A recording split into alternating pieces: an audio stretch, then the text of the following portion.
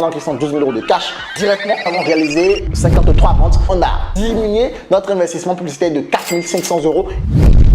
En mai 2024, mon équipe et moi avons généré 243 056 € pour l'un des clients de mon agence de marketing grâce à un 3 Days Challenge. Et dans cette vidéo, je vais littéralement vous plonger dans les coulisses de cet incroyable lancement. Vous allez découvrir notamment le contexte dans lequel nous avons organisé ce challenge. Est-ce qu'il faut organiser un challenge de 5 ou plutôt de 3 jours? Le bon moment pour organiser son challenge, les chiffres exacts de ce challenge ayant permis à notre client de réaliser plus de 200 000 € et le tunnel de vente qui va avec. Ce qui fait la différence entre un challenge qui cartonne et un challenge moyen. Et justement, comment avoir un tonne de trafic pour son challenge. Et comme tout n'est pas parfait, je vous montrerai ce qu'on améliorerait pour notre prochain challenge. Alors, si vous avez en tête d'organiser prochainement un challenge, que ce soit dans les jours ou même dans les mois à venir, cette vidéo est celle que vous devez absolument visionner, et ce, du début jusqu'à la fin. Et si vous êtes prêts, alors let's go! Un challenge, c'est tout simplement un événement live que vous allez organiser sur un certain nombre de jours. Ça peut être un challenge sur 3, 4, 5, 6, bref, peu importe la durée. Et l'objectif de ces lives, c'est vraiment de montrer clairement à votre audience que vous pouvez l'aider en lui faisant avoir des quick wins justement tout au long de l'événement. Contrairement à un webinaire live que vous allez faire une seule fois, le challenge par contre va se dérouler sur plusieurs soirées, sur plusieurs journées où vous allez littéralement, d'accord, montrer à votre client idéal que en fait vous maîtrisez votre concept et que vous pouvez vraiment l'accompagner. Un challenge, c'est comme un webinaire, d'accord. La seule différence, qu'un challenge ne s'organise pas en one shot. Lorsque nous allons avoir par exemple un webinaire que nous allons organiser sur une seule soirée où nous allons essayer de montrer par entre guillemets des arguments, pas des preuves, pas des cas concrets, que en fait notre véhicule est le meilleur et que notre client idéal doit nous faire confiance et passer à l'action, le challenge en fait va un tout petit peu changer les choses. Le challenge va venir, d'accord, et l'objectif ça va être d'apporter le plus de valeur possible à votre client idéal. Et plus votre client idéal aura plus de valeur à travers ce que vous lui montrez, et le but surtout d'un challenge, c'est de faire avoir à votre client idéal des quick wins, d'accord. Plus votre client idéal pourra avoir des quick wins tout au long de votre événement, plus ce dernier sera à même de passer à l'action avec vous. Parce que faut comprendre que aujourd'hui, tout le monde fait des webinaires, d'accord. Tout le monde fait des webinaires parce que bon, c'est one shot, c'est rapide. Le challenge par contre, d'accord, c'est quelque chose qui va prendre beaucoup plus de temps à organiser, et plusieurs personnes n'aiment pas le faire parce que ça prend naturellement du temps. Mais vous, à contrario, que vous allez mettre en place un challenge, et le but, comme je le disais, ça va être tout simplement d'organiser un live, d'accord, donc des lives sur plusieurs journées. Et le but de ces lives, c'est vraiment, d'accord, de rentrer dans les détails, d'accord, par rapport à quelqu'un qui aura fait un simple webinaire où il n'aura pas forcément le temps de rentrer vraiment dans les détails, parce qu'un webinaire, faut bien le comprendre. Les gens ne vont pas passer toute une éternité sur votre webinaire. Par contre, en challenge, les gens sont déjà engagés à passer plusieurs journées avec vous. Et plus, entre guillemets, votre client va passer plus de journées avec vous, plus ça va créer du trust, plus ça va créer de la confiance, et plus, d'accord, il pourra être à même justement de voir que vous êtes vraiment une experte dans votre domaine, et pourquoi pas de passer à l'action avec vous. Vous l'avez aussi certainement remarqué, et tous les entrepreneurs le vivent. Aujourd'hui, on est plusieurs entrepreneurs à avoir une liste email, mais malheureusement, sur cette liste, nous allons avoir une petite fraction de personnes qui vont seulement devenir clients. Et ça, c'est frustrant parce que tu vas avoir une liste tout simplement de 100 000 personnes, et peut-être que tu auras juste parmi les 100 000, 1000 clients, d'accord. Alors, et les 90 000 autres prospects qui sont sur ta liste, c'est-à-dire que ces personnes ne sont pas intéressées par ce que tu fais, mais pas du tout. Et il y a également un concept marketing qui dit que aujourd'hui, si tu as 100 000 personnes dans ta liste email, ce qui veut dire que tu gagnes probablement 100 000 €. Le but, c'est de dire qu'on gagne 1 € par inscrit sur sa liste email. Donc, si aujourd'hui vous avez une liste email de 2000 personnes, on peut sous-entendre que vous générez probablement 2000 € par mois. Alors, bien évidemment, c'est pas forcément vrai, parce que je connais des personnes qui ont des listes de 2000 personnes, mais qui font quand même beaucoup plus d'argent. Mais nous sommes là dans une moyenne. Donc, pour revenir à notre exemple, si vous avez une liste email de 2000 personnes, vous générez probablement 2000 € par mois. Si vous vendez un produit à 100 €, nous pouvons dire que sur les 2000 personnes que vous avez, seulement 20 sont devenus clients. Alors la vraie question, c'est qu'en est-il des 1980 autres personnes qui sont sur cette liste? Même si vous avez eu le temps de présenter votre offre à ces 2000 personnes, on est d'accord que seulement une petite fraction vont devenir clients. Il faut bien comprendre qu'aujourd'hui, qu'il y a 7 facteurs différents qui font que certaines personnes vont beaucoup plus passer à l'action et acheter une offre lorsqu'elle est présentée sous différents formats. Et pour notre client actuel, cela faisait longtemps, donc environ 17 mois, qu'on utilisait les webinaires pour commercialiser son offre hybride d'accompagnement. Et pour source de trafic principal, nous utilisons la publicité. Et pour revenir aux 7 facteurs dont je parlais, le premier facteur, ça va être le format et l'engagement. Aujourd'hui, lorsque vous aurez un webinaire qui va être un contenu one-shot où vous allez diffuser de la valeur à votre prospect, le prospect n'a pas le temps vraiment d'engager et de voir les bénéfices justement d'utiliser votre méthode. Contrairement à un challenge où le prospect, non seulement il passe beaucoup plus de temps avec vous et du coup, il vous connaît quand même un tout petit peu et derrière, en plus, c'est qu'il est engagé dans le sens où il va faire des actions que vous allez lui montrer pendant le challenge. Parce qu'il ne faut pas l'oublier, le challenge, c'est fait justement pour engager votre prospect et lui faire passer à l'action. Même si le but, ce n'est pas forcément d'avoir le résultat ultime, mais c'est quand même de s'approcher de ce résultat-là, de quelque manière que ce soit. Aujourd'hui, tout le monde fait des webinars. Votre prospect, du coup, votre client idéal a déjà vu énormément de personnes faire des webinars. Et du coup, c'est un format auquel il est habitué. Et en plus, le webinar, ça ne dure que 90 minutes généralement. Votre prospect ne donnera pas autant de valeur déjà à votre webinar par rapport à un challenge. Parce que le challenge, au lieu de faire un webinar où vous allez tout simplement passer à la surface des choses, avec le challenge, vous rentrez beaucoup plus en détail. Vous lui donnez beaucoup plus de valeur. La valeur ajoutée est beaucoup plus élevée qu'un simple webinaire. Parce que dans tous les cas, le but, comme je le disais tout à l'heure, c'est tout simplement de lui faire avoir des quick wins. Le facteur numéro 3, c'est l'interaction avec la communauté. Aujourd'hui, en webinar, vous allez avoir rapidement des personnes qui vont commenter, qui vont mettre le feu dans les commentaires, qui vont flammer le chat. Oui, c'est OK, mais il faut bien comprendre que ça ne dure que 90 minutes. Et au début, la plupart des personnes ne réagissent pas forcément. Par contre, avec un challenge, d'accord, vous interagissez avec la communauté. Non seulement vous, mais également vous faites en sorte que la communauté vraiment interagisse entre elle-même. Dans le sens où là, en fait, tout le monde est vraiment dans une certaine ébullition parce que ils se sont inscrits généralement pour quelque chose donné et en fait dans dans le groupe, parce que on met en place un groupe Facebook, généralement un truc ou un groupe WhatsApp, peu importe, et en fait il y a cet esprit de communauté où tout le monde dit ouais, franchement moi j'ai appris ceci, j'ai évolué comme ça, c'était un truc de dingue, j'ai eu le déclic. Et ça forcément, quand les autres personnes le voient, ça crée cette ébullition et tout le monde est vraiment en mode chaud pour atteindre naturellement leurs objectifs. Comme je le disais tout à l'heure, le webinar, c'est quelque chose d'assez court. Ça se passe très rapidement. Le challenge, ça prend beaucoup plus de temps. Et forcément, il faut comprendre qu'aujourd'hui, vos clients idéaux ont besoin de temps justement pour passer à l'action. Ils ont besoin de temps pour mieux vous connaître. Ils ont besoin de temps pour que la confiance se crée. Et tant que cette confiance n'est pas créée, on le sait, il y a beaucoup plus de personnes qui ne vont pas passer à l'action. Parce que faut comprendre qu'aujourd'hui, le monde de la formation existe depuis longtemps. Et probablement, votre client idéal a déjà essayé pas mal de véhicules. Donc, en gros, pas mal de méthodes pour atteindre son objectif. Votre méthode n'est qu'un véhicule en plus. Et du coup, le but d'un challenge, ça va être tout simplement d'avoir en fait ce temps, d'accord, le temps justement de lui montrer, d'accord, de lui montrer par A plus B que votre véhicule est le meilleur véhicule qu'il puisse emprunter justement pour atteindre son objectif. Le cinquième facteur, ça va être le sentiment d'accomplissement. N'oubliez pas que lorsque votre prospect est inscrit à un challenge, contrairement à un webinar, en fait, votre prospect a ce sentiment d'accomplissement parce que vous lui faites avoir des quick wins, d'accord? Les quick wins, c'est en fait des résultats rapides. Par exemple, si votre challenge, du moins, s'articule autour de comment investir dans l'immobilier, par exemple, en fait, naturellement, peut-être dans le premier jour de votre challenge, vous allez lui montrer comment trouver des biens. Et derrière, d'accord, lui va mettre en place cette action de comment on trouve des biens. Et déjà, il va commencer par dénicher des pépites. Et naturellement, il aura ce sentiment d'accomplissement. Je suis jamais passé à l'action, mais maintenant, avec le challenge de telle personne, finalement, je suis passé à l'action. Et ça, c'est un certain sentiment d'accomplissement que votre prospect a pu avoir. Et vu que votre prospect a eu ce sentiment d'accomplissement, il sera beaucoup plus à l'aise, du moins, de vous faire confiance, d'accord, et d'acheter votre offre par la suite.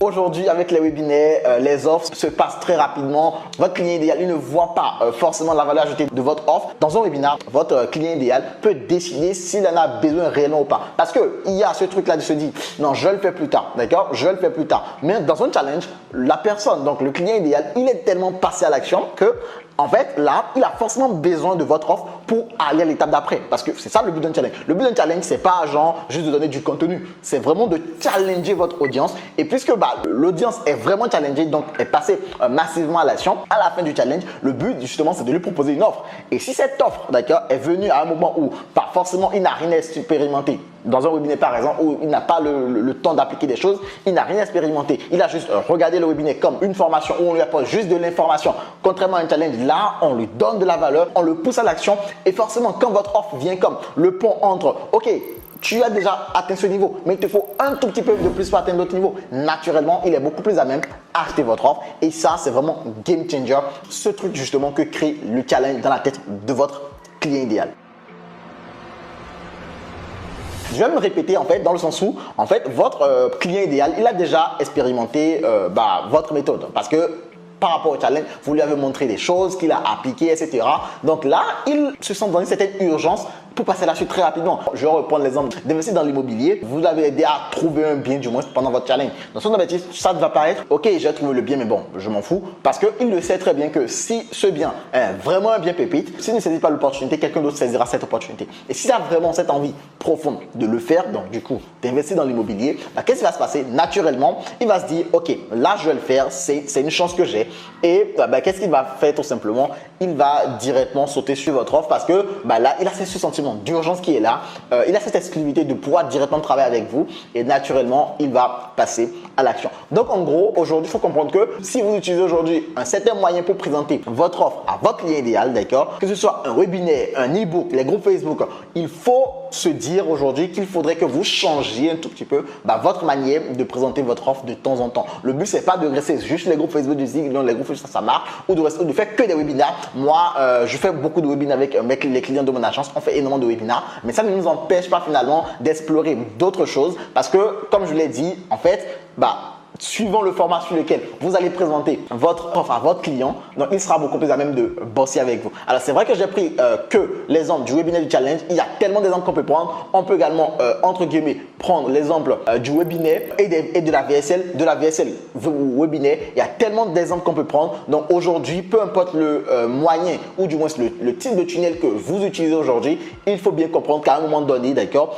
il faudrait que vous puissiez faire un petit switch, d'accord, et tester quelque chose de nouveau. Je ne dis pas de supprimer ce que vous faites. Non, ce que je dis, c'est mettre quelque chose de plus à côté et de tester, d'accord, et vous allez voir naturellement que les résultats vont être différents. Bien évidemment, si vous le faites très bien. Et donc, pour toutes ces raisons que je viens de vous citer, avec mon client, nous avons décidé tout simplement de changer de modèle et d'utiliser quelque chose de différent pour tout simplement aller chercher les personnes qu'on n'a pas su, entre guillemets, persuader d'acheter notre offre à la base. Et c'est la raison pour laquelle nous avons organisé ce challenge. Et cela a été officiel de tester cette méthode. D'ailleurs, en fait, à la fin du premier jour du challenge, j'ai demandé à mon client ce qu'elle en a pensé. Et le truc le plus fou, c'est que c'était juste waouh. Je vais écouter son audio en live parce que l'audio, chaque fois que je l'écoute, je suis en mode waouh. Franchement, c'était exceptionnel. Les gens étaient surtout engagés.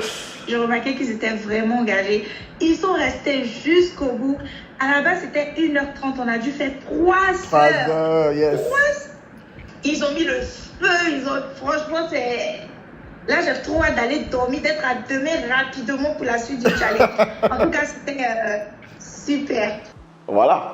Alors, la question maintenant que vous allez vous poser, c'est concrètement, ok, Duka, c'est bien beau tout ce que tu dis, mais est-ce que je fais plutôt un challenge de 3 ou de 5 jours? Moi, je vais être transparent avec vous. Il faut comprendre qu'aucun modèle n'est meilleur, d'accord? Que ce soit un challenge de 2 jours, un challenge de 2 jours parce qu'on organise également des challenges de 2 jours, qu'on appelle communément les Tour Day Virtual Events. Il faut bien comprendre qu'aucun modèle n'est meilleur. Il y a des challenges qui durent jusqu'à 90 jours, d'accord? Certains challenges durent jusqu'à 90 jours. En fait, la vraie question, c'est de vous demander en combien de temps je peux persuader justement mon prospect du coup que mon véhicule est le meilleur et est le bon véhicule qu'il doit utiliser pour atteindre ses objectifs. Et justement, pendant ce temps, je dois pouvoir également lui faire obtenir des quick wins. C'est la clé. Si aujourd'hui vous voulez organiser un challenge, le but n'est pas de vous demander est-ce que je fais mon challenge sur 2, 3, 4, 5, peu importe, on s'en fout. La vraie question, comme je le disais, c'est de vous demander de combien de temps du moins j'ai besoin pour, d'accord, faire en sorte que mon client idéal puisse comprendre que mon véhicule est le meilleur véhicule dont il a besoin pour passer à l'action, d'accord, et avoir également des quick wins. Parce que faut comprendre que tant que votre client votre prospect n'a pas obtenu des quick wins, c'est en gros des résultats rapides. En fait, il obtient quelque chose de tangible, d'accord? Tant qu'il n'a pas obtenu un quick win, votre challenge, alors bien évidemment, les gens peuvent passer à l'action, mais votre challenge n'a pas encore été bien ficelé. Parce que le quick win, d'accord, c'est ce qui va faire en sorte que votre prospect, il va trouver beaucoup plus de valeur par rapport à un simple webinaire que vous aurez pu organiser. Parce que généralement, vous pouvez même prendre le contenu de votre webinaire et l'utiliser dans un challenge, mais aller beaucoup plus en profondeur. Ceci dit, je ne dis pas qu'il faut prendre son challenge et littéralement dévoiler tout ce qu'il y a dans notre offre payante. Ce n'est absolument pas ce que je dis. Ce que je dis, c'est que si aujourd'hui, par exemple, vous voulez aider votre client dans votre accompagnement, donc votre produit, votre offre premium à atteindre 10 000 € par mois, dans un premier temps, aidez-le déjà à générer ses premiers 1 000 €. En fait, c'est vraiment ça un challenge. Ou si vous voulez l'aider à se lancer sur Internet, générer ses premiers 500 €, aidez-le déjà, d'accord, à avoir son idée, à avoir l'idée de business. Déjà, faites-lui avoir un quick win parce que c'est ce quick win, d'accord, qui le poussera à aller sur votre offre payante. Parce qu'il va se dire, ok, là, ça c'est un objectif que je voulais atteindre depuis 10 ans, mais là, je commence par voir que je peux vraiment le faire, c'est possible. Telle personne, Jean-Michel, peu importe, m'a montré que c'est possible et du coup, j'ai envie de plus. Le sentiment d'avoir envie de plus qu'il va venir acheter votre offre, ok? Personnellement, je suis contre les challenges qui se font lorsque vous démarrez votre activité. D'accord? Parce qu'il faut comprendre que lorsque vous démarrez votre activité, vous n'avez pas encore suffisamment de data. Il vous manque énormément de choses dans votre business. Vous n'avez pas encore une offre qui est validée. Vous n'avez pas encore un positionnement qui est maîtrisé. Vous n'avez pas encore un avatar. Vous ne maîtrisez pas clairement votre avatar client.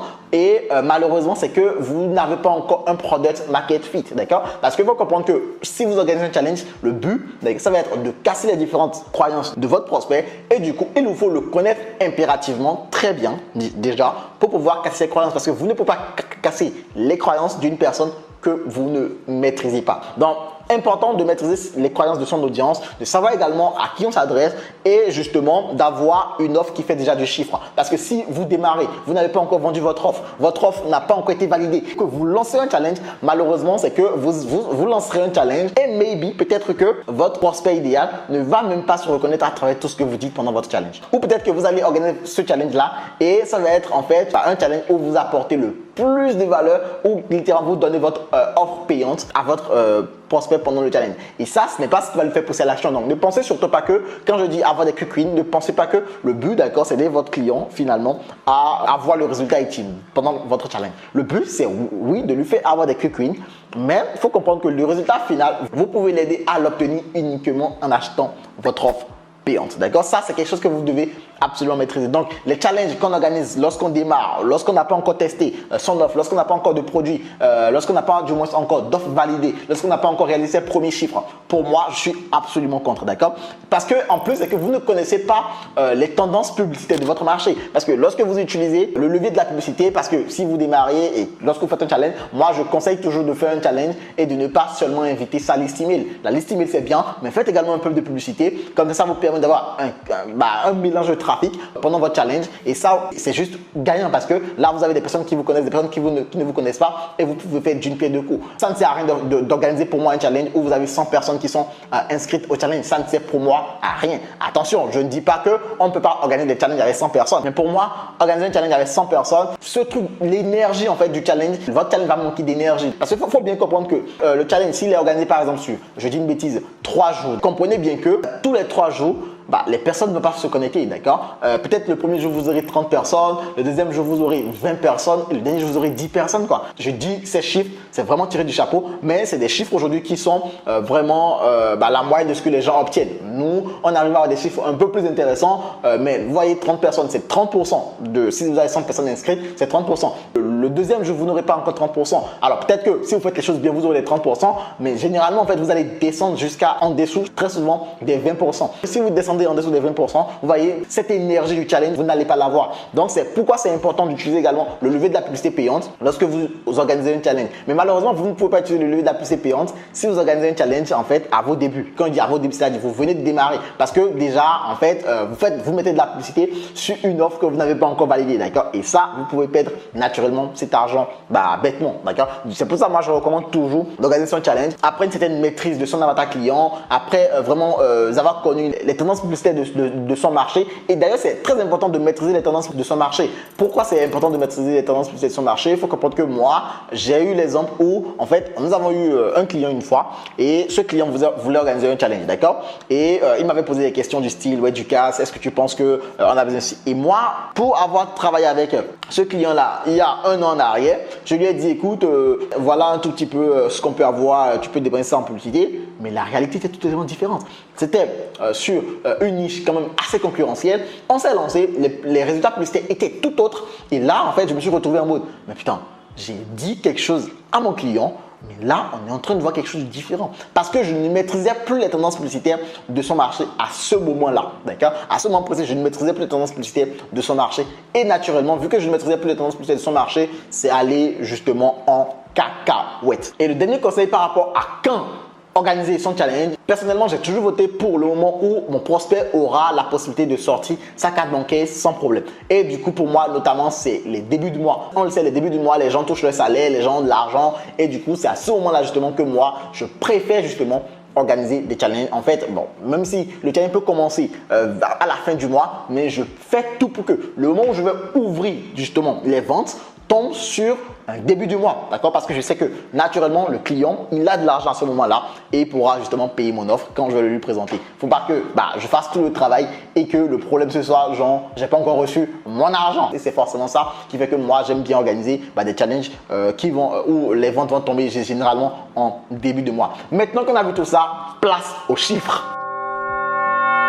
Normalement, tu es en train de voir mon écran et là, je te présente le simulateur que j'ai utilisé pour prévoir ou du moins prédire, on va dire, les chiffres de ce challenge. Alors, pour ce challenge, moi, j'avais un objectif tout simplement. C'était de réaliser 200 000 euros avec cette offre. Et du coup, pour réaliser les 200 000 euros, vu qu'on avait une offre quand même à 4 000 euros, donc pour réaliser les 200 000 euros, il faut qu'un client. Je connaissais déjà le taux de closing également des closers. Donc, les closers closent entre 28 et 30%. Ça, c'était le taux de closing qu'on avait avant d'organiser ce challenge-là. Donc, moi, je me suis dit, écoute, souvent, les choses se passent pas toujours comme on veut. Du coup, je vais être pessimiste, d'accord, et je dis que même si ça close bien, on va plutôt mettre le taux de closing à 22%. Dans le sens où je sais que les 22%, ils vont les faire, d'accord. Je sais qu'ils vont les faire parce que naturellement, on a déjà vu pas mal de choses, on a vu pas mal de scénarios. Le taux de closing, quand on est vraiment chaud, le taux de closing en dessous duquel on ne descend jamais, c'est 25%. Donc, je me suis dit, bon, je mets ça à 28%, à 22% du moins, on ne sait jamais. Du coup, si on close à 22% et qu'il nous faut quand même 48 ventes, c'est-à-dire qu'on doit avoir un nombre total d'appels stratégiques de 220 appels stratégiques, d'accord? 220 appels stratégiques. Je sais très bien que il y a ce qu'on appelle le challenge, donc le challenge et le post-challenge. Donc en gros, on va faire la conversion sur deux niveaux. Pendant les lives du challenge, on va faire réserver des calls aux personnes, mais également après le challenge, on va envoyer des emails, etc.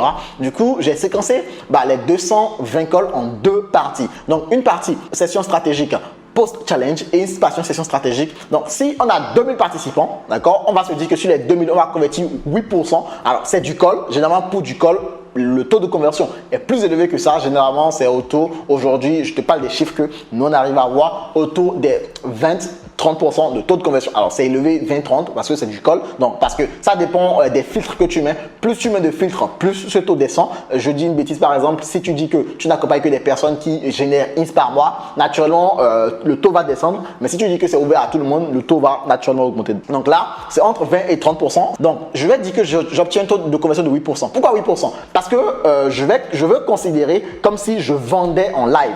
Dans le sens où c'est un challenge, c'est sur 3 jours. Dans le premier jour, je n'aurai pas tout le monde. Le deuxième jour, j'aurai encore moins de monde. Le troisième jour, j'aurai encore moins de monde. Donc, je préfère mettre à 8%. Moi, vraiment, pour faire des simulations, j'y vais en mode très pessimiste. Donc là, j'ai changé un peu le truc en me disant non, je vais pas faire comme si c'était du call stratégique, je vais faire comme si c'était de la vente live.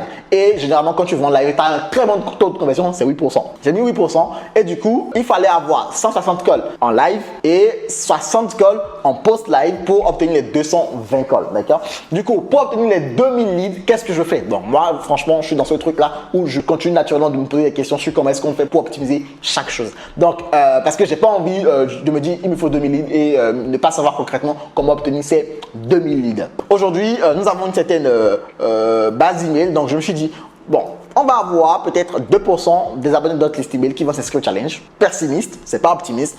On a également une base sur ManyChat. Donc ManyChat, c'est un outil pour faire des automatisations via Messenger. Donc je me suis dit, ok, on aura peut-être 10% parce que le taux d'ouverture des messages Messenger est beaucoup plus élevé. Donc on avoisine les 90% en moyenne pour Messenger. Donc je me suis dit, bon, on va peut-être avoir 10% qui vont s'inscrire de la liste Messenger. Donc, je me suis dit, ok, la liste email va peut-être envoyer 300 personnes. Messenger va envoyer 120 personnes. Le share, c'est quoi? Le share, c'est-à-dire que les personnes qui s'inscrivent vont repartager l'événement. Je me suis dit que si on a 20% des personnes qui s'inscrivent, qui partagent le share, donc ici, j'ai pris le chiffre au pif, d'accord? C'est un chiffre que j'ai pris au pif, c'est pas 20%. J'ai pris un chiffre au pif en me disant que je suis quand même 2000 personnes, je pourrais avoir 40 personnes quand même qui, naturellement, vont partager le truc. Et du coup, pas 40 personnes vont partager. Une partie parmi les 2000 vont partager et peut-être 40 vont s'inscrire. Ça, c'est ce que je me suis dit. Et tu vas voir que tous les chiffres que j'ai dit ne sont pas forcément les chiffres qu'on a obtenus. Bien évidemment, tu t'en doutes bien. Et j'ai dit orders, on aurait 60 personnes. Orders, c'est-à-dire quoi? On a eu par exemple un partenaire qui est venu au challenge, qui a partagé de la valeur à l'audience. Donc, on s'est dit, bon, par exemple, si mon client également partage sur ses groupes WhatsApp, etc., on pourrait avoir 60 personnes qui vont s'inscrire. Le total d'inscriptions organiques qu'on pourrait avoir, ce serait de 520 personnes. Si on a 520 personnes qui s'inscrivent via l'organique, il nous manque quand même 1500 personnes. Mais attention, je me suis dit également ici que on va peut-être pas encore atteindre les 500 personnes. Peut-être, tu vois, on peut ne pas atteindre les 500 personnes. Donc, je me suis dit, mais c'est sûr qu'on atteint quand même 300 personnes. Et du coup, en publicité, on va aller chercher un objectif de 1700 personnes à faire inscrire au challenge. Et vu que je connaissais les chiffres en termes de coût par lead de mon client, je me suis dit, ok, si on a un coût par lead entre 7 et 9 euros, c'est les coûts par lead maximum en fait qu'on peut se permettre d'avoir. Il nous faut investir 11 900 euros de budget publicitaire ou 15 300 euros de budget publicitaire. Et je vais te montrer les résultats ici. Donc, qu'est-ce qui s'est passé? En fait, pour le challenge, on a obtenu un taux d'inscription. On a obtenu 800 inscrits via 818 personnes inscrites via YouTube. Parce qu'on a diversifié les sources de trafic, bien évidemment. On a obtenu 908 personnes directement de la publicité Facebook et la liste email et ManyChat ont ramené 590 personnes ou ici j'étais à 420 personnes. Ils ont ramené 150 personnes de plus, d'accord? 150 personnes de plus de la liste email de ManyChat. Orders où je me disais 60 personnes, Orders a ramené 285 personnes, d'accord? Le share, tu vois, où j'ai dit qu'on allait atteindre les 40 personnes, on est seulement autour des 11 personnes. Donc en fait, ça veut te montrer que les stats que j'ai utilisés, c'était des stats très pessimistes, mais au final, tu vois, il y a des choses qui se complètent quelque part. Donc on a organisé le jeu concours. Le jeu concours a ramené un seul lead, d'accord? On a mis 15 500 euros de budget pub. Et si tu regardes le simulateur que j'ai prévu 15 300 euros de budget pub en tout. Alors, par contre, c'est un tout petit peu normal, d'accord? C'est un tout petit peu normal parce que moi, je m'étais dit qu'on allait rester dans les alentours des 2000 inscrits. Mais au final, on s'est retrouvé à 2613 inscrits. On a quand même fait 600 personnes de plus. Donc, forcément que le budget allait exploser. Et pourquoi est-ce qu'on s'est permis d'aller à ce niveau de budget? Parce que dans un premier temps, tu peux le remarquer, nos CPL étaient entre l'intervalle extrême qu'on avait prévu. Parce que l'intervalle extrême qu'on avait prévu, c'était entre 7 et 9, d'accord? Mais finalement, on s'est retrouvé avec des CPL entre 6 et 8. Et forcément, quand on se retrouve entre ce type de CPL, c'est plus intéressant justement pour, donc tu peux le retrouver ici sur Facebook et sur YouTube, c'est plus intéressant naturellement de mettre un peu plus d'argent parce qu'on s'est dit, ok, là on a des CPL qui sont quand même, on va dire, en dessous de ce qu'on avait prévu. Du coup, on peut se permettre d'aller chercher un peu plus de résultats. Donc, on a investi en tout pour tout 9 938 euros sur Facebook et 5 592 euros sur YouTube. Alors, on a fait une petite bêtise ici, c'est que en fait, on a le CPL donc le coût par lead sur Facebook est plus élevé, donc 2 euros de plus approximativement 2 euros de plus que sur YouTube. Mais on a beaucoup plus mis d'argent sur Facebook que sur YouTube. Alors, la raison pour laquelle on a fait ça, je t'explique très rapidement, c'est qu'on a beaucoup plus l'habitude d'utiliser Facebook pour aller chercher du trafic pour ce client parce que c'est un client avec qui on tourne depuis environ 17 mois. Donc, on a un tout petit peu quand même la maîtrise de savoir que Facebook, on a déjà de la data, on sait ce qui fonctionne sur Facebook. YouTube, alors c'est pas notre premier essai, mais il faut comprendre que on n'a pas trop l'habitude de YouTube. Donc, on n'a pas beaucoup de data. Et là, on avait un objectif, c'est qu'on voulait ramener que du trafic qualifié. Alors, c'est un peu un mythe de se dire on irait chercher que du trafic qualifié, mais c'était vraiment le but, d'accord? C'était vraiment le but, aller chercher que du trafic qualifié, d'accord? Donc c'est la raison pour laquelle, vu qu'on avait beaucoup plus de data sur Facebook, on s'est dit bon, c'est pas grave, on y va sur Facebook, YouTube, on va y aller un peu en mode prudence quand même. Alors le CPL global, il est calculé en fonction du nombre d'investissements versus le nombre d'inscrits, mais c'est pas forcément les CPL qu'on a eu en vrai, d'accord, sur les deux plateformes. Donc voici un tout petit peu le tunnel de vente qu'on a utilisé. Alors je me permets de te couper pendant ton visionnage, mais si c'est le genre de vidéo que tu aimes, n'hésite pas en mettant le petit pouce bleu et directement en t'abonnant à cette chaîne parce que ça me fera vraiment plaisir dans le sens où je verrai clairement le genre de vidéo que tu aimes et ça me permettra d'en produire beaucoup plus. Donc tu vas voir, bon là on a les sources de trafic, hein, on a mis les différentes sources de trafic qui vont s'inscrire sur la page d'inscription du webinaire, du challenge et dès que les gens s'inscrivent sur la page d'inscription du challenge, au lieu de les envoyer sur la page de remerciement directement, donc les thank you page ici, ce qu'on a fait c'est qu'on les fait passer sur une page upgrade, d'accord? La page upgrade, c'est quoi? C'est une page tout simplement où nous allons venir proposer une offre VIP. L'offre VIP, elle a pour objectif de tout simplement permettre à un autre prospect d'avoir plus de proximité déjà avec le client, donc de pouvoir profiter de certaines exclusivités, notamment avoir des lives pré-challenge où on va répondre à ces différentes questions. Il pourra poser des questions vraiment en mode exclusivité et on va lui répondre. Il a également la possibilité d'avoir un conseiller au téléphone qui va bien évidemment analyser sa situation, lui donner les conseils par rapport à sa situation. Bref, vraiment, on propose un truc vraiment intéressant par rapport à l'offre VIP. Et ce que tu vas voir, c'est qu'au lieu d'envoyer sur la personne refuse l'offre VIP ou en fait, on a créé la page comme une page d'upsell. Non, c'est pas une page d'upsell en vrai, hein, c'est juste un bon de commande.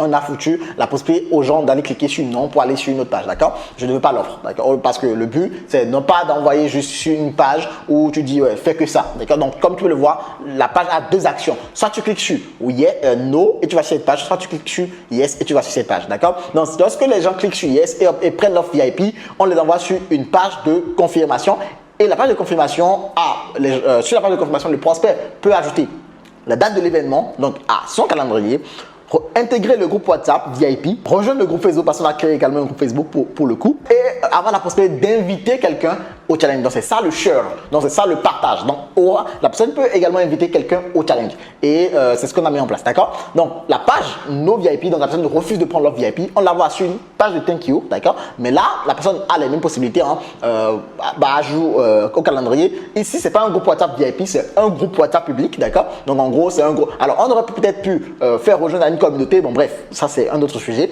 Donc on a ajouté la personne sur un groupe WhatsApp public. Donc quand il est public, attention, hein, c'est un groupe avec tout le monde, d'accord? C'est pas genre les VIP ont le groupe à part. Donc ici on a ajouté le groupe Facebook et l'invitation pareillement. Maintenant la seule différence c'est qu'on a ajouté également un bouton sur cette page, sur cette thank you page pour renvoyer vers l'offre VIP. Donc en gros sur cette thank you page, on est venu retravailler un tout petit peu les objections du prospect et pour le faire ramener encore sur la page d'upsell, donc d'upgrade. Et si cette personne prend l'offre VIP cette fois, donc elle partira sur cette page. Donc voilà la raison pour laquelle en fait nous avons fait passer la personne directement. Nous avons fait deux pages thank you différentes. D'accord? Donc, une fois que la personne est inscrite au challenge, la personne va recevoir la séquence de bienvenue. Donc, il y a une petite séquence email qu'on a prévue pour les personnes qui rejoignent le challenge. Donc, en gros, je crois que c'est 2 emails, sauf erreur. Et systématiquement, nous avons mis en place des setters qui rappelaient toutes les personnes qui étaient inscrites au challenge. Oui, c'est très important. Ok, les gens sont inscrits à un challenge. Les gens s'attendent à ce que le jeu du challenge, ils se connaissent. Mais non, on n'a pas fait ça. On a tout simplement directement mis en place des setters qui appelaient directement les personnes déjà pour vérifier le niveau de qualification des leads qu'on envoyait. Et vu que pour le challenge, on était quand même sur un gros budget, on est quand même sur investir 15 000 € en publicité. Ça nous permettait quand même directement de corriger la donne, de commencer par revoir ce qu'on a mis en place au niveau de la publicité, de revoir peut-être les ciblages, etc.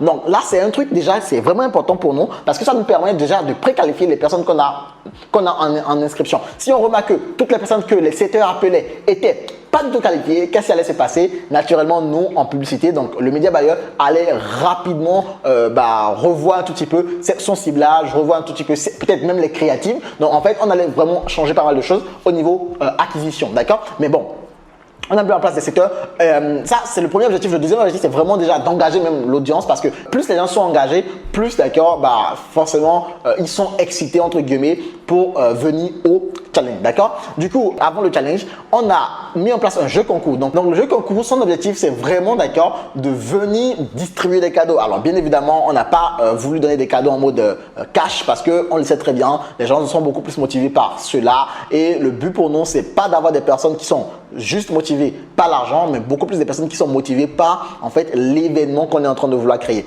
Et du coup, on a mis en place des cadeaux, donc des cadeaux qui avaient rapport directement avec le challenge. Par exemple, on a dit que le premier gagnant allait avoir le programme premium gratuitement, le deuxième allait avoir la formation, quelqu'un allait gagner le livre de mon client, bref, ainsi de suite, tu vois, c'est vraiment ça.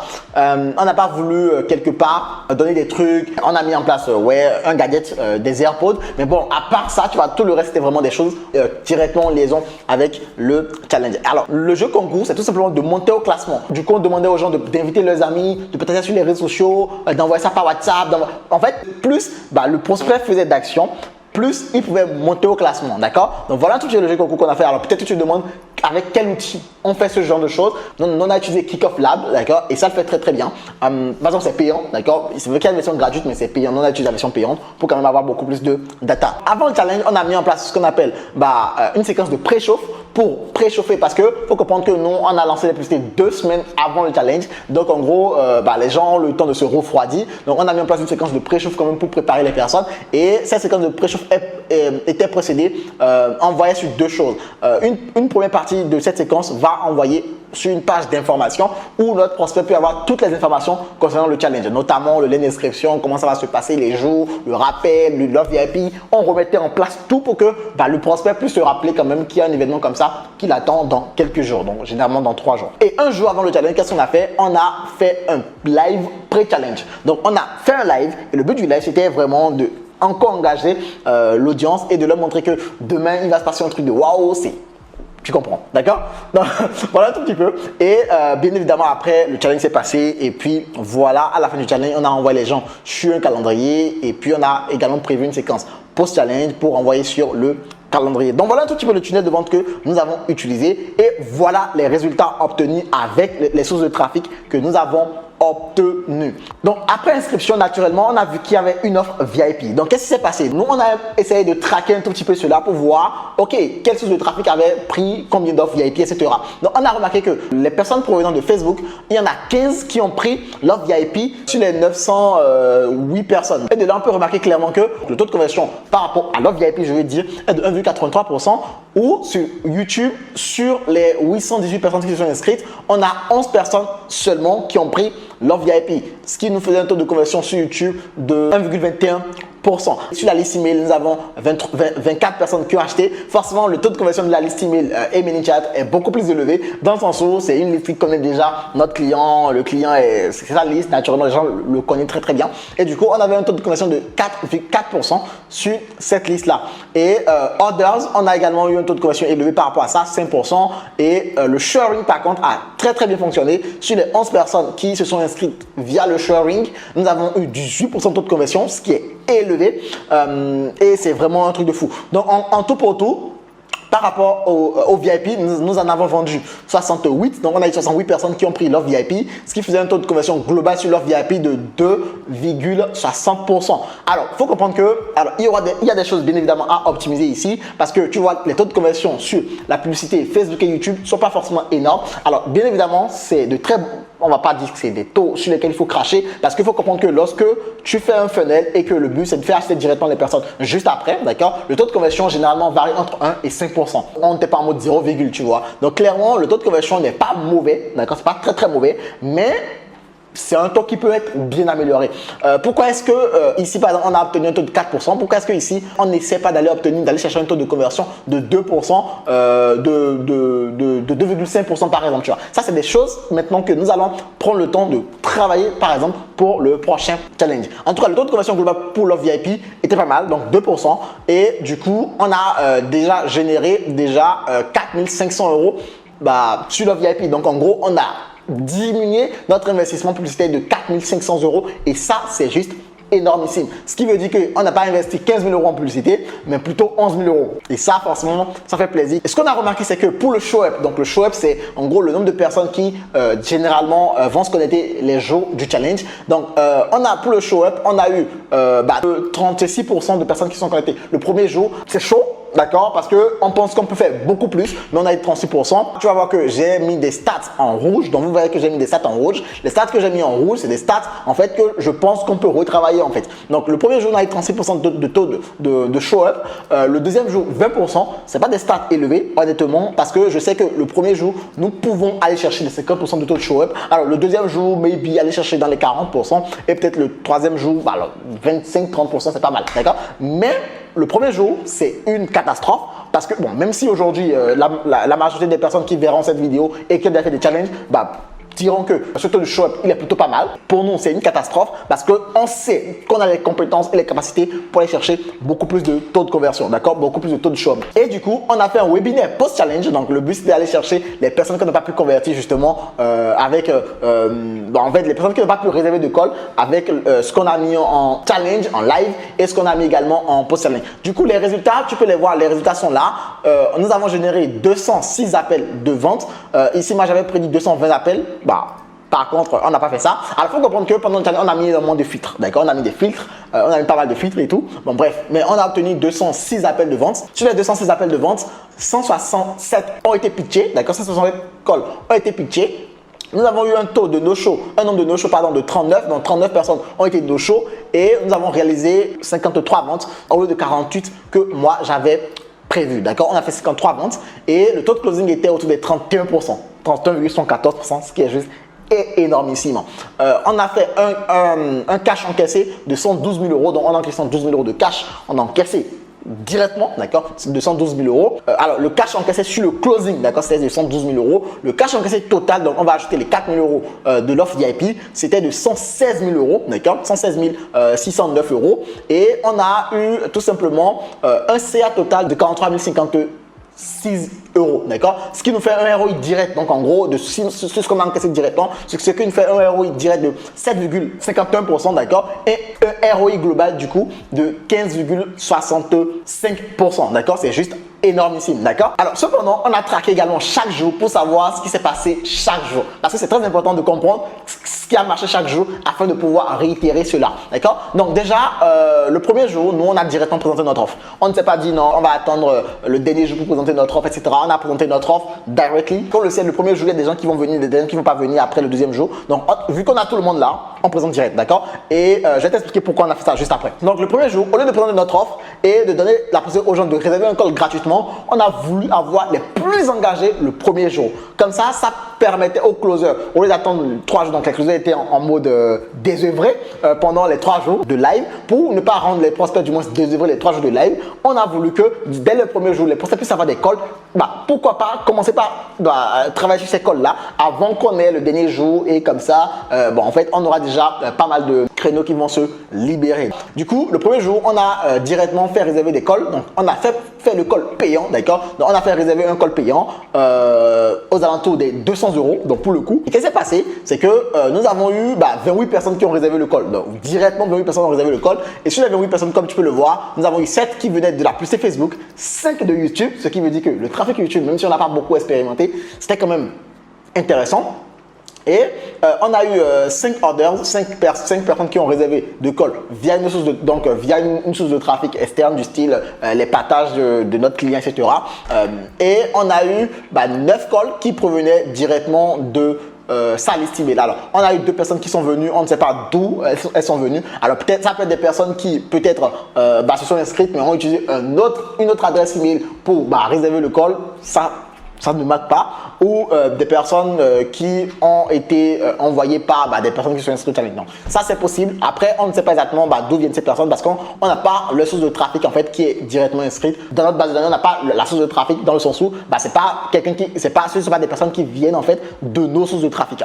Donc, c'est ce qui s'est passé le premier jour. Le deuxième jour, on a encore également fait un call payant et on a eu 11 personnes qui ont réservé le call, toujours à des 100 €. On a eu une seule personne qui venait de Facebook et 3 personnes qui venaient de YouTube Ads. Donc, et en fait, c'est que nous, on a beaucoup sous-estimé YouTube Ads. Donc ça, c'est quelque chose qu'on va réitérer pour le prochain challenge et faire quelque chose de mieux cette fois. Parce qu'on a dit non, comme on n'a pas beaucoup d'habitude sur YouTube, on va baisser la garde, on va faire des trucs. Là, on remarque que clairement, ça peut être un truc game changer et on va beaucoup maximiser cela pour le prochain challenge. Par exemple, Orders, une personne et la base email et ManyChat ont ramené 4 personnes le deuxième jour. Le troisième jour, par contre, l'école était ouverte, donc l'école était gratuite. Alors pourquoi on a fait ça? Parce que nous, les premiers, deuxième jours, le but c'était d'avoir les personnes les plus engagées directement. D'accord? Plus tu as les personnes les plus engagées, plus tu traites ça. Tu sais que ça, c'est du cash déjà garanti, entre guillemets. Du coup, le troisième jour, on est allé chercher l'école gratuite. Donc, en gros, on a ouvert le truc, mais avec des filtres, d'accord? On a mis des filtres par rapport au type de personnes qu'on pouvait accompagner et tout. Donc, sinon, on aurait eu beaucoup plus de calls. Et par rapport aux filtres, qu'est-ce qui s'est passé?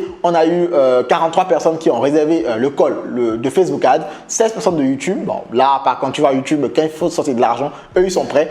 17 de orders, donc des partages de notre client. De la base email, 49 personnes également, sans tag en 0, et les shares ont 2 personnes ont réservé des calls. Tu vois, les shares n'ont pas du tout réservé des calls ici, mais ils ont réservé des calls gratuits quand même par la suite. Et ce qui nous a ramené à ce résultat-là, d'accord? Et c'est juste oufissime.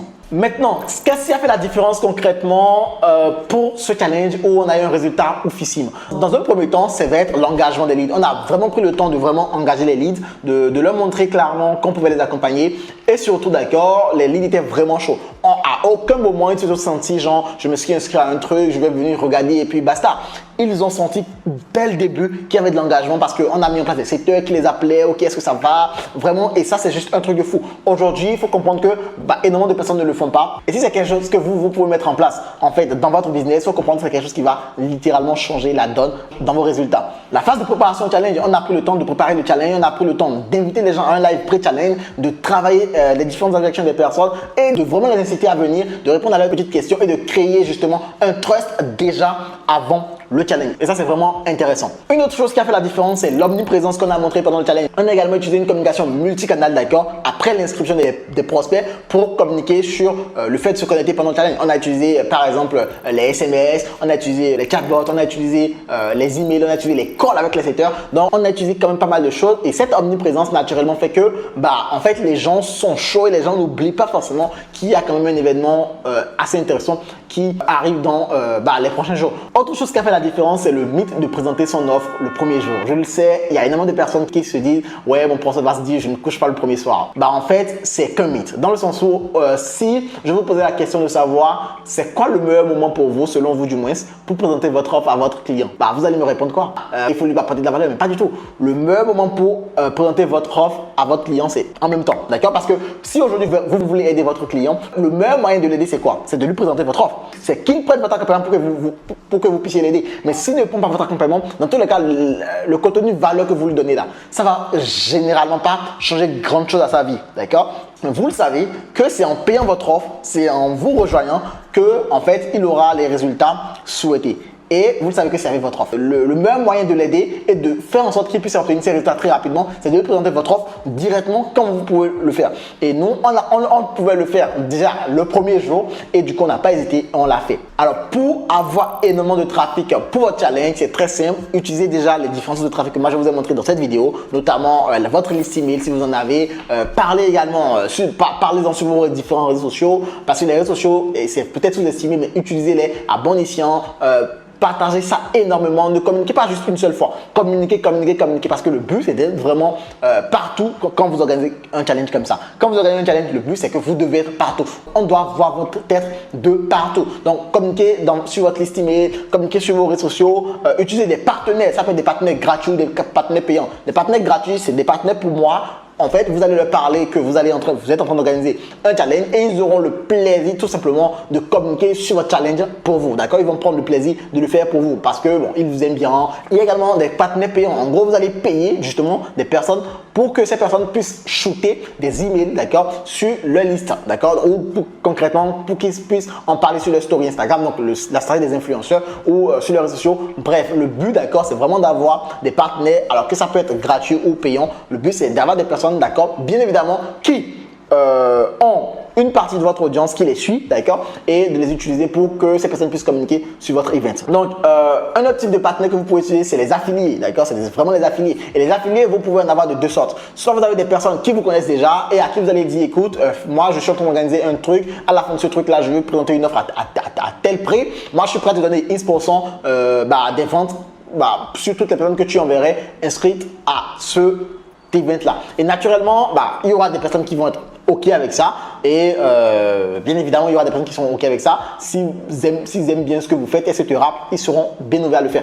Autre chose, n'hésitez pas à le proposer également à vos élèves. Vos élèves sont vos meilleurs ambassadeurs, ne l'oubliez pas. Ils seront beaucoup plus OK, d'accord, à le faire même gratuitement qu'un affilié, entre guillemets, qui ne connaît pas forcément votre produit. Alors, bien sûr, l'affilié a beaucoup plus de data, beaucoup plus de base d'abonnés généralement, mais vos élèves, c'est les meilleurs ambassadeurs que vous puissiez avoir. Et du coup, croyez-moi, si vous leur proposez de partager votre challenge, ils le feront avec grand plaisir. Le dernier levier que vous allez utiliser pour avoir plus de trafic, c'est le levier de la publicité. Vraiment, la publicité, il faut l'utiliser. Il ne faut pas juste se dire non, il ne faut pas se dire ouais, je risque de perdre de l'argent. Non.